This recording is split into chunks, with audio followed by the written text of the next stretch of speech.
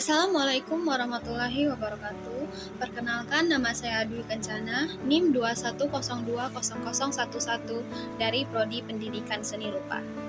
Baiklah, pada kali ini saya akan membahas tentang administrasi pelayanan khusus untuk memenuhi tugas dari mata kuliah Administrasi dan Supervisi Pendidikan.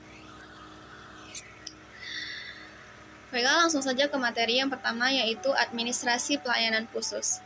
Perlu diketahui, layanan adalah suatu bentuk kegiatan yang memberikan satu kondisi kenyamanan buat orang yang kita layani. Layanan khusus berarti benar-benar sesuatu yang disiapkan secara matang dalam memberikan layanan kepada mereka yang memang menjadi standar atau dasar untuk dilayani. Jika untuk sekolah, berarti untuk siswa. Jika untuk perguruan tinggi, yang berarti kepada mahasiswa. Jadi, dapat disimpulkan bahwa administrasi layanan khusus adalah memberikan secara khusus atau suatu usaha yang terprogram dan terencana yang tidak secara langsung yang memberikan berkenaan dengan proses pendidikan, proses belajar mengajar di kelas atau di sekolah, tetapi secara khusus. Selanjutnya, yaitu jenis-jenis dari layanan khusus. Jenis-jenis layanan khusus yang pertama yaitu layanan perpustakaan, kedua layanan laboratorium, yang ketiga layanan UKS, kafe. Kafe juga termasuk layanan khusus yang disediakan oleh sekolah ataupun perguruan tinggi karena memberikan dampak secara tidak langsung bagi proses kegiatan pembelajaran di sekolah maupun di kelas. Selanjutnya ada layanan ibadah, asrama, layanan koperasi, layanan transportasi, dan layanan toilet juga termasuk dalam kategori ini.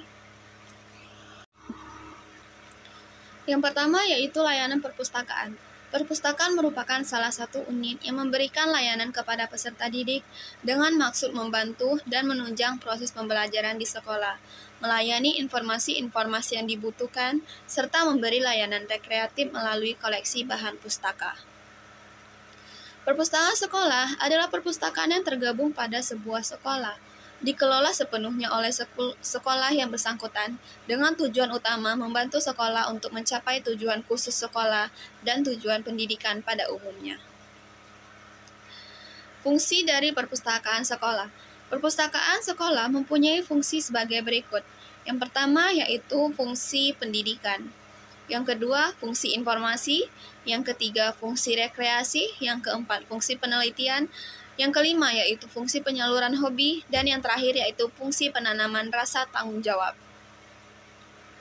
Yang kedua, yaitu layanan laboratorium. Laboratorium merupakan sarana pendukung dalam pembelajaran di sekolah. Secara sederhana, laboratorium dapat diartikan sebagai suatu tempat di mana dosen, mahasiswa, guru, siswa, dan orang lain melaksanakan kegiatan kerja ilmiah seperti praktikum, observasi, penelitian, demokrasi, dan pembuatan model-model dalam rangka kegiatan belajar mengajar di sekolah. Yang ketiga yaitu UKS atau Usaha Kesehatan Sekolah. Usaha kesehatan sekolah atau sering disingkat dengan UKS merupakan salah satu sarana untuk meningkatkan kemampuan hidup sehat yang pada selanjutnya akan meningkatkan derajat kesehatan peserta didik secara optimal. UKS bukan saja menjadi tanggung jawab pemerintah, akan tetapi juga merupakan tanggung jawab peserta didik dan masyarakat di mana sekolah itu berada. Layanan kesehatan peserta didik adalah suatu layanan kesehatan masyarakat yang dijalankan di sekolah dan menjadikan peserta didik sebagai sarana utama dan personalia sekolah yang lainnya sebagai sarana tambahan. Tujuan dari usaha kesehatan sekolah. Secara umum, tujuan dari UKS adalah untuk meningkatkan kemampuan hidup sehat dan derajat kesehatan peserta didik, serta menciptakan lingkungan yang sehat, sehingga memungkinkan pertumbuhan dan perkembangan yang harmonis dan optimal dalam rangka pembentukan manusia Indonesia seutuhnya. Sedangkan tujuan khusus UKS adalah agar peserta didik yang pertama yaitu memiliki pengetahuan, sikap, dan keterampilan untuk melaksanakan prinsip hidup sehat serta berpartisipasi aktif di dalam usaha peningkatan kesehatan di sekolah, di rumah tangga, maupun di lingkungan masyarakat. Yang kedua yaitu sehat. Sehat di sini meliputi dari fisik, mental, maupun sosial. Yang ketiga yaitu memiliki daya tangkal terhadap pengaruh buruk, penyalahgunaan narkotika, obat dan bahan berbahaya, alkohol, rokok, dan sebagainya. Yang keempat yaitu kafetaria sekolah. Kafetaria atau warung atau kantin sekolah pada awalnya didirikan bukan hanya mempertimbangkan unsur bisnis semata, tetapi lebih daripada itu, keberadaan kafetaria atau warung atau kantin sekolah diharapkan mampu menyokong kelancaran proses belajar mengajar dari sisi keperluan akan makanan bagi siswa.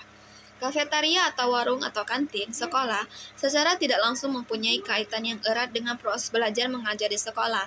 Ada kalanya, proses belajar mengajar tidak dapat berjalan sebagaimana mestinya karena siswa dalam keadaan lapar dan haus.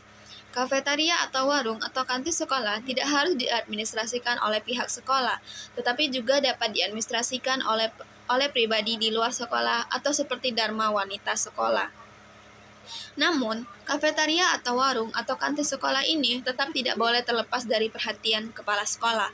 Kepala sekolah harus memikirkan serta mengupayakan agar kehadiran kafetaria atau warung atau kantin sekolah itu mempunyai sumbangan positif dalam proses belajar mengajar anak di sekolah. Yang kelima yaitu sarana ibadah. Di setiap sekolah, ada layanan sarana peribadatan sangatlah diperlukan. Layanan sarana peribadatan merupakan layanan yang diberikan sekolah dengan tujuan agar layanan tersebut bisa digunakan untuk beribadah, melaksanakan kegiatan keagamaan lainnya, serta bisa membentuk kerohanian bagi peserta didik, khususnya agar mampu menjadi manusia yang baik dan beriman. Yang keenam yaitu layanan asrama. Bagi para peserta didik, khususnya jenjang pendidikan menengah dan pendidikan tinggi, terutama bagi mereka yang bertempat tinggal jauh dari sekolah, diperlukannya adanya asrama. Selain bermanfaat untuk peserta didik, asrama juga bermanfaat bagi para pendidik dan petugas asrama tersebut. Yang ketujuh yaitu layanan koperasi. Layanan koperasi mendidik para peserta didik untuk dapat berwirausaha. Hal ini sangat membantu peserta didik di kehidupan ketika telah dewasa dan mandiri. Koperasi yang ada di sekolah terbagi atas dua, yaitu yang pertama, koperasi sekolah dan koperasi siswa. Koperasi sekolah adalah koperasi yang dikembangkan di pihak sekolah, baik jenjang sekolah dasar, SD, jenjang sekolah menengah, SMP atau SMA, yang dalam pengelolaan dan pengembangannya melibatkan guru dan personalia sekolah. Sedangkan koperasi siswa atau biasa disingkat KOPSIS adalah koperasi yang ada di sekolah, tetapi pengelolaan dan pengembangannya dilakukan dan melibatkan peserta didik, dan kedudukan guru di dalam KOPSIS yaitu sebagai pembimbing saja. Yang kedelapan yaitu transportasi. Sarana transportasi bagi peserta didik merupakan sarana penunjang untuk kelancaran proses belajar mengajar. Peserta didik akan merasa aman dan dapat datang atau pulang dengan waktu yang tepat.